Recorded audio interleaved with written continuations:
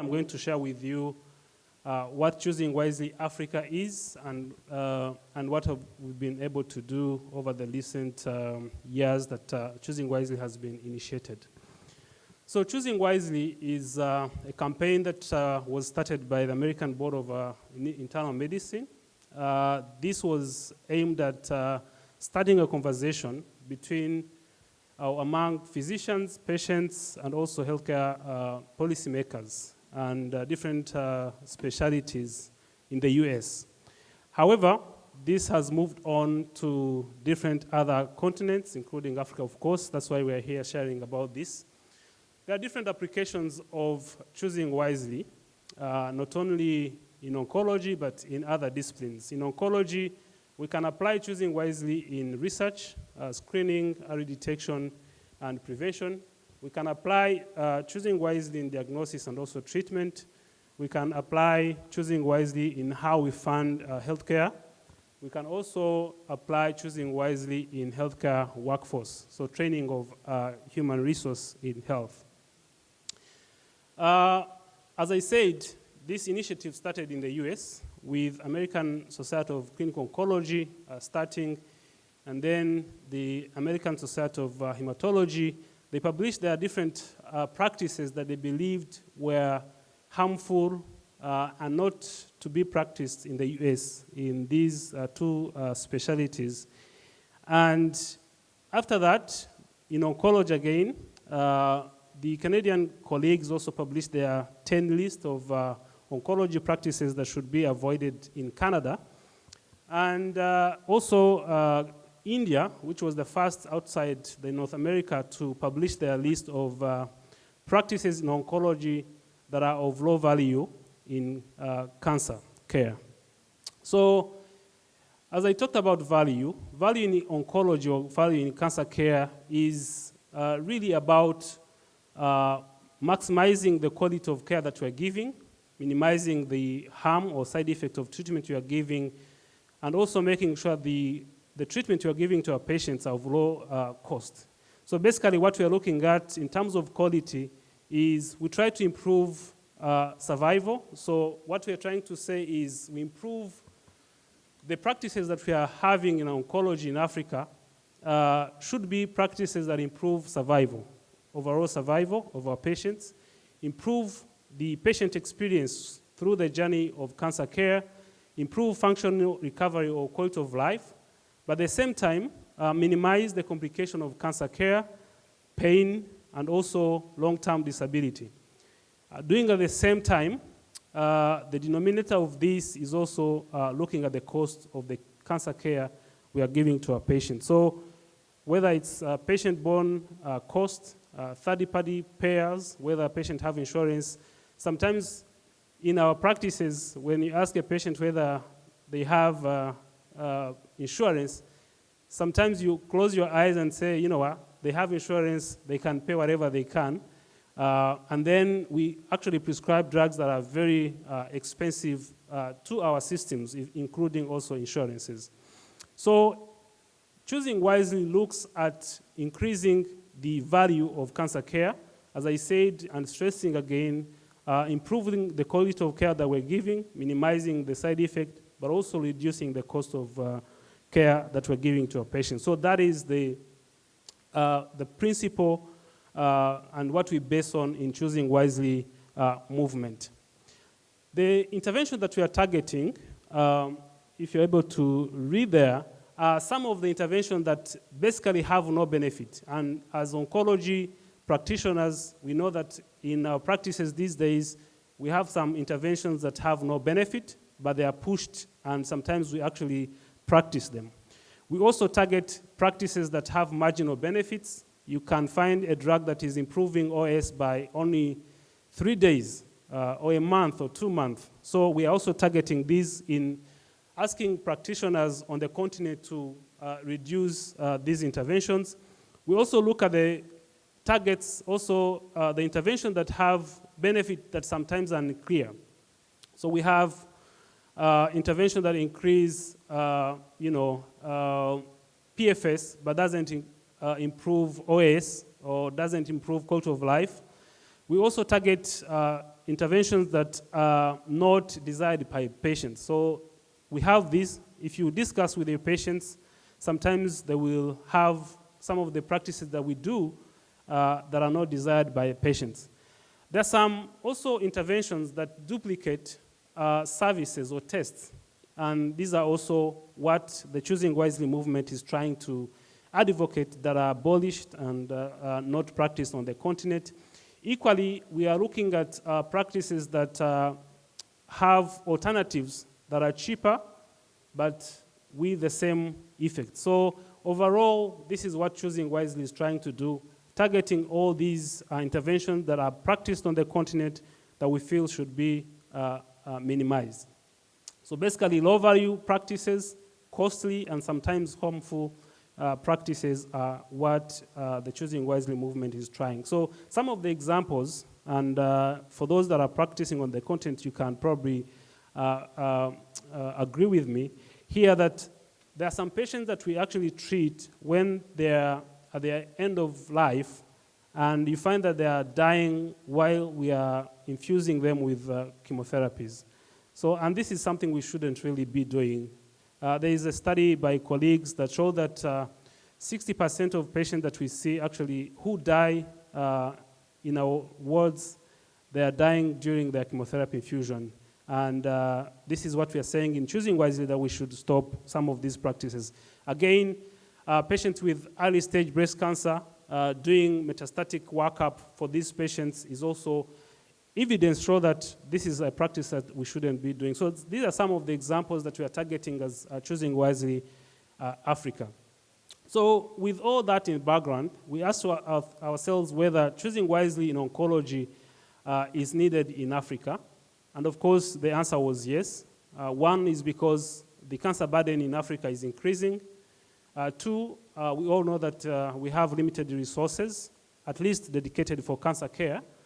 And also, the workforce in Africa is limited. Hence, we have to be very prudent in what we are doing in our daily practices and become good stewards of the little resources that we have. For that reason, we were asking ourselves whether we can be able to deliver the best care possible at the lowest cost of care, avoiding financial toxicity in applying Choosing Wisely, and also, as I said, being good stewards of the little resources that we have while applying Choosing Wisely Africa. So with that in the background, we created a team of task force from different backgrounds: medical oncologists, radiation oncologists, clinical oncologists, surgeons, and other physicians, including patient advocates and representatives. And we published our first 10 list of Choosing Wisely Africa practices that we felt were harmful and should be avoided on the continent in cancer care. I'm not going to go into details of all the practices, but I want to share the background of these practices that are published, and I welcome you to read the article that was published in the Journal of Clinical Oncology of ASCO. One of the categories is a new suggestion. So basically, we compiled all the Choosing Wisely articles from the background, as I shared, from ASCO, Canada, India, and US. One was a new suggestion, basically entirely from the African continent, but other 9 were revisions from different other Choosing Wisely lists. One suggestion was relating to palliative care. We had most of them were regarding treatment, and we had also one for treatment follow-up or surveillance. I'll give you an example of 2, and then you will come you to read others. One of such practice that we think should be avoided is to order tests to detect recurrent cancers in asymptomatic patients. So if a patient is symptomatic, we are saying that there should not be reason to request some of the tests to detect recurrences. 2, do not decide treatment of potentially curable diseases without input from MDTs. We know and recognize that some countries are not going to have many physicians and other practitioners to have a MDT, but in the world we are in 2023, we have colleagues across the border that we can always consult when we are deciding some of this treatment. And actually, some of our colleagues, especially in high-income countries, are very eager to work with us. So we are saying, please do not start treatment without consulting other colleagues, surgeons, radiation, medical oncology, palliative care, nursing, speech therapists, and others. And as I said, I'm going to go through all this, but we have 10 lists that I request you to go through the articles. Publishing a list is not enough to implement the list or to change practice. So we are, what we have done in the past 2 years, we have also gone through most of you that are practicing on the continent, and asked them, what do they think about this list? So we looked at, we surveyed several practitioners from 15 countries, and most of them were practicing public health systems, and most of them were actually agreeing with the 10 lists that we published, ranging from 84 to 98%. However, what we also found was that there were really several gaps in implementing the Choosing Wisely list. And we went on to suggest how to actually implement the Choosing Wisely list. We identified 4 factors that affect or probably could facilitate implementation. One, patient-related. Of course, in some countries, and I hope that I agree with most of you, there's some patients that will come and say, you know what, doctor, if you don't order any test. So patient comes on the first follow-up, and you say, you know what, you're good, go home. They will say, oh, you didn't order any test. So sometimes we are actually affected by the patients on what they are actually looking for.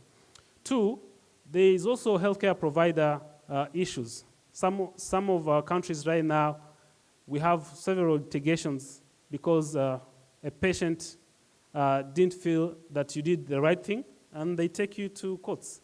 So some doctors are actually doing a lot of tests to cover themselves so that they don't miss anything. 3 is a health system based. Some private practices now, they actually get revenues from doing a lot. So requesting many tests, many CT scans and MRI and PET scan where they are now. And with that, they're actually doing a lot and sometimes harming patients. Society is kind of related to the 3 of these. So we are trying now to increase the awareness of Choosing Wisely recommendations. But it's not only Choosing Wisely recommendation, the 10 that we published, but we're also looking at other practices that are published in other Choosing Wisely initiative to try to share these with colleagues across the continent. And by doing so, we are partnering with eCancer to actually have an online learning, trying to raise awareness of Choosing Wisely Africa. So again, raising awareness does not alone translate into practice. So what we have been doing and what Dr. Sarah is going to present now is we try to measure the effects of Choosing Wisely in our daily practices. So we are measuring this we did measure this in 3 countries, looking at how breast cancer is actually treated vis-a-vis the Choosing Wisely recommendation. So without preempting what Dr. Sarah is going to say, I request you to follow her talk. So as I conclude, Choosing Wisely is really an initiative that is trying to commence a conversation, as I said, between the patient, physician, and also on a higher level, the policymakers. And what we are saying is a question that every physician and every policymaker should probably do asking themselves is, should I request this test that I'm going to ask? Is it going to inform the decision that I'm making for this patient that is in front of me? Should I prescribe this treatment? Is it evidence-based? Are there any cheaper alternatives that actually have same efficacy? And have I considered the patient that is in front of you, of me, in terms of the needs, the experience in terms of treatment, but also looking at the financial status of this patient. So basically that is what Choosing Wisely is doing. And we hope to update our Choosing Wisely list, probably coming up with new other practices that should be avoided on the continent. With that, I thank you so much.